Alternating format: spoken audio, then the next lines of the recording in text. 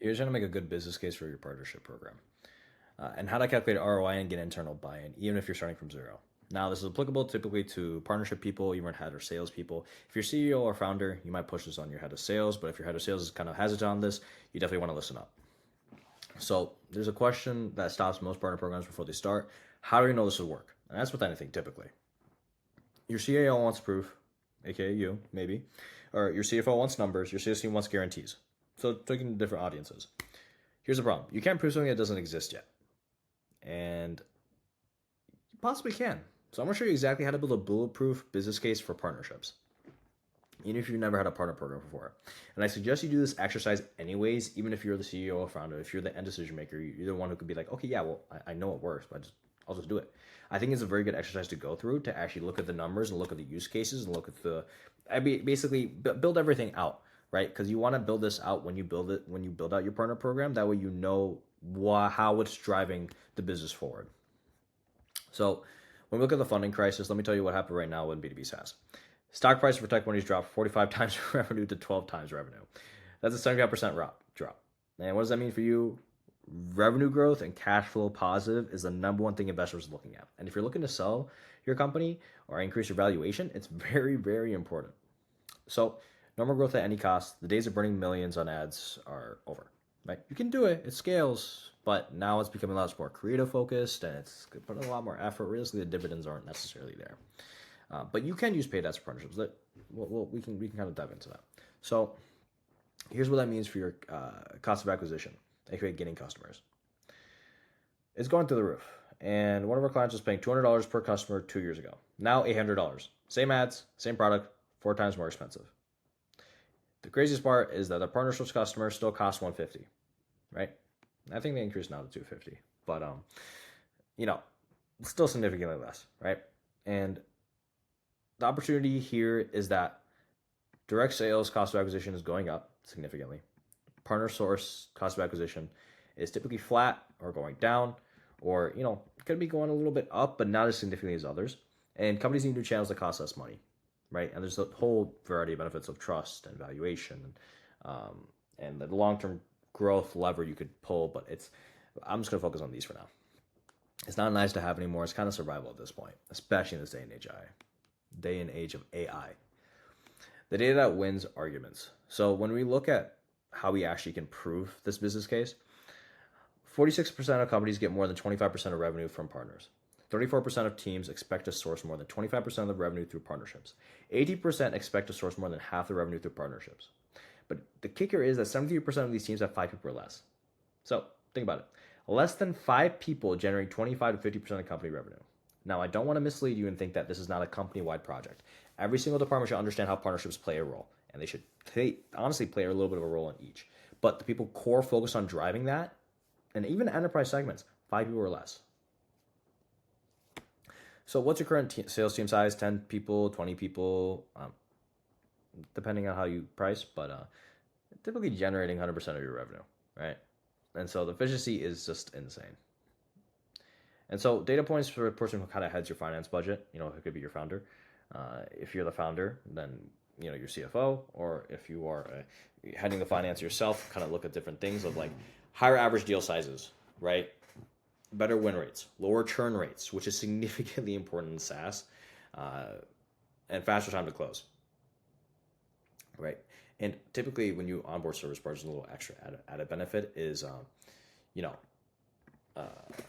service partners get win faster, right? If it's a consulting company, if it's a services company that uses your software, they can get that win faster. They can have that positive association in their mind about you and that service because it's leading them to a certain outcome or certain result. So, the reason why is because customers trust recommendations more than cold outreach.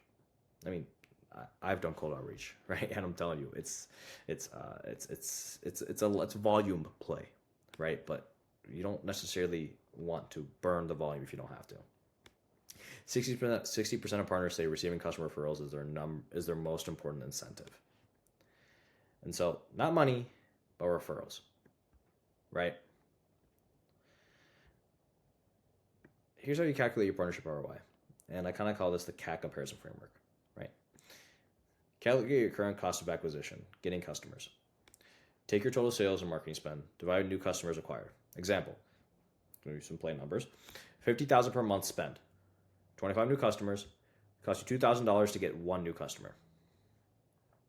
Partnership cost of acquisition, getting a new customer. To get you a new customer using partner channels, let's say a 15% commission plus $500 support, $800 to get a $5,000 deal. Same deal size, right? But lower cost. And if we look at the math, that's $1,200 savings per customer. And if partners bring 25% of your customers, very shyly, right? Basically, it can become significantly more. And if you become channel driven too, it's just a humongous growth lever, in my opinion. 25 customers per month times 25% equals 6 partner customers. 6 customers times 1,200 savings, 7,200 per month. 7,200 a month times 12 months equals $86,400 in annual savings. And that's just the savings aspect. That's not talking about the extra revenue growth. So I hope this is painting a little bit of a picture. And these are modest numbers, to be honest. Lower cost to get a customer, more profit per customer. More profit per customer, more money to invest in growth. More growth investment equals more customers equals more revenue. It's a compounding effect. And that's the name of the game in SaaS. So when we look at the multiplier effect, just saving on getting new customers is just the beginning. It's very important, but it's just the beginning. And where partnerships really, really shine is multiplying revenue. So deal sizes tend to increase because partners can often bring bigger deals. Why? Because they have relationships. They understand the full problem. So maybe you have different tiers of your solution. You're like, hey, actually, you might need this complete version versus this basic version because you want to achieve X, Y, and Z. Do you see the picture? And so the average increase could be 20 to 40% of larger deals. Win rate improvement, because when a trusted partner recommends you, not even recommends you, is in the process with you. Suppose you give this lead to this partner, and they start having a conversation. The partner works with that end customer. Then it's almost like you're consulting them to drive this bigger business outcome. And when a customer understands the business outcome and you're adding extra arsenal, even though you're not taking them down money amount, the idea is as long as you win the business, right? Would you rather be rich or right? The customers are 3 times more likely to buy. Sales cycle reduction. Partners can typically pre-qualify customers. They build trust before they even meet, which is humongous in AI. In this AI day and age where it's like, okay, everyone and their mom has a software, a SaaS company, right? Especially with tools like Cursor, Replit, stuff like that. So how do you differentiate, right? And it's based on what kind of value you provide outside of just having a software company.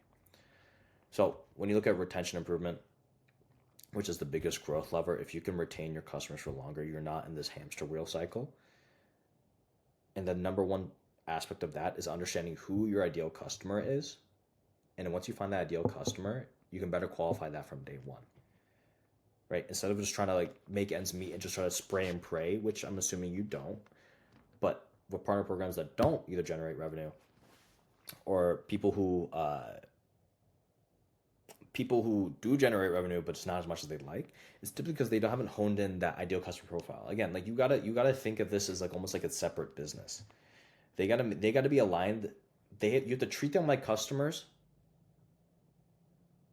but think of them like employees, if that makes sense. So essentially, you gotta cater to them like customers, but they have the capabilities of an employee. They're here to sell for you. However, sell for you in the connotation of, okay, are they going to drive a certain business outcome for that end person? You got to maintain that relationship. So let's say you currently do 5 million ARR, right? 25% of partners, 25% come from partners. So let's say 1.25 million partner influence revenue, right? And that's, so for some people, they don't even have that. But for some in the 5 million ARR range, they might have a channel partner person, stuff like that. That's typically where we're at. 25% larger deals equals $312K additional revenue, right? 20% higher win rates, $250K more closed deals. And typically when you have 20% higher more win rates, typically you want to be 20 to 30% with your close rates or win rates. You tend to bump up prices, which is a whole different thing. I just kind of geek out about. But 30% faster cycles, more deals per year. equals 375K additional revenue, right? And total additional revenue, 937K per year from the same sales effort. So I hope this is kind of driving home the main key here. The investment required is not as expensive as you think. They think they need a humongous partnership team, expensive software, complex commission structures, an immense amount of marketing materials, stuff like that. But realistically, just rinse and repeat. So let's kind of break down phases, right? Phase one investment, one person spending 50% of the time on partnerships, 50K. Basic partner portal, like honestly, it's not even 5K to be honest. You can use a Google Sheet if you want to, or an Airtable. Partner enablement materials, 10K can even be cheaper if you want to do it like that. If you have someone marketing in house, but I'm doing the natural extreme, especially in this stage where you really don't have to go that deep. Commission and referral fees based on performance, based on how, if they bring it, like spiffs, for example, if it's basically a fancy way of saying, okay, like if you bring a deal, then we're going to pay you extra. And then when you get the return, 10 partner source deals at 5K average, commission at 15%, $7,500. Net value over 3 years, assuming you can retain the customer for 3 years, 150K, right? I'm assuming your product market fit, which typically you will, then you would tend to retain. 150K to 7,500, 142.5K, 67% in 6 months. And that is just getting started, right? When you start building this program, like anything, right? When you start your software company, you don't tend to typically just explode overnight. It's slow, it's at the beginning, but it has the potential to exponentially increase, right? So when you look at year one, let's say you bring 20 partner deals, right? And that's just being modest, depending on your deal size, depending on where you're at, 300K revenue. Now those partners know how to sell for you. Now they know how to drive those certain business outcomes. And now they've seen success. And now other people who aren't selling for you have seen those people, if you correctly market your partnership model, okay, they're making money. I want to make money too. So more partners come on board then. But the right partners come on board because you qualify them really well. And you'll start to notice that people start to, close more deals and then close more deals as you exponentially scale. So each year partners get better at selling because they know your product, right? Like there are literally resellers that only sell a certain type of software or a certain type of product or for a certain type of company. If you can build that specialty, I'm telling you, you will.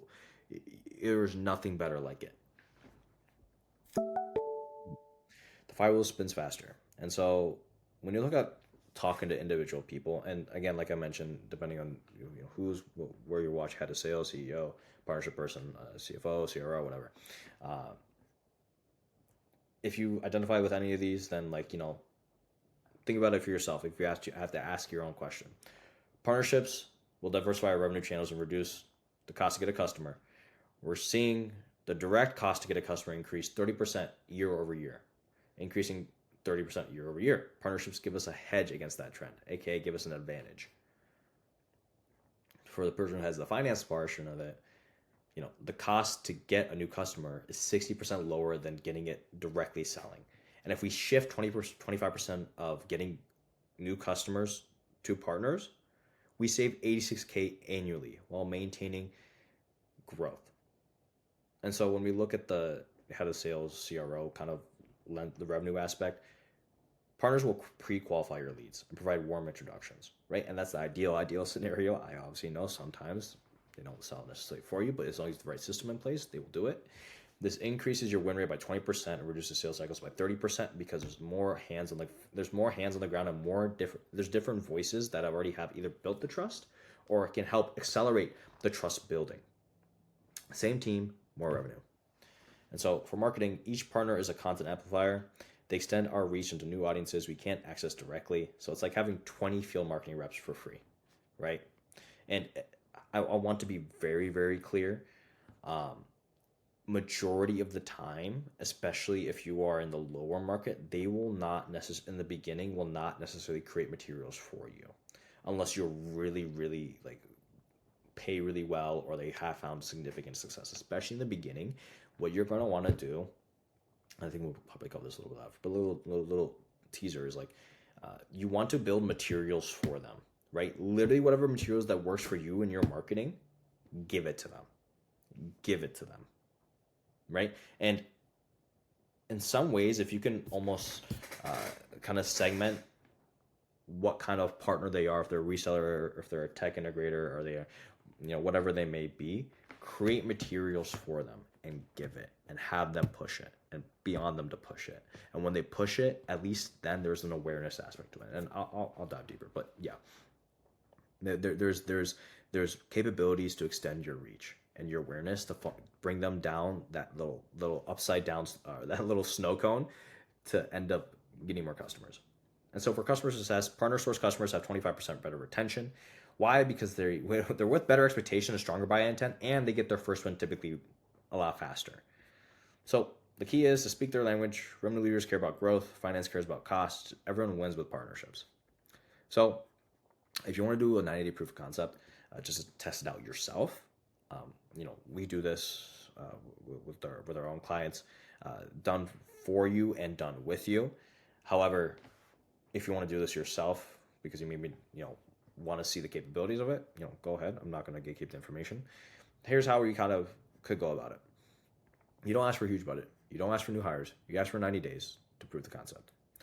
5 potential partners, talk to customers, validate the fit, sign 3 partners, create basic enablement, send first referrals, close first deals, document the process, measure results. That's simple.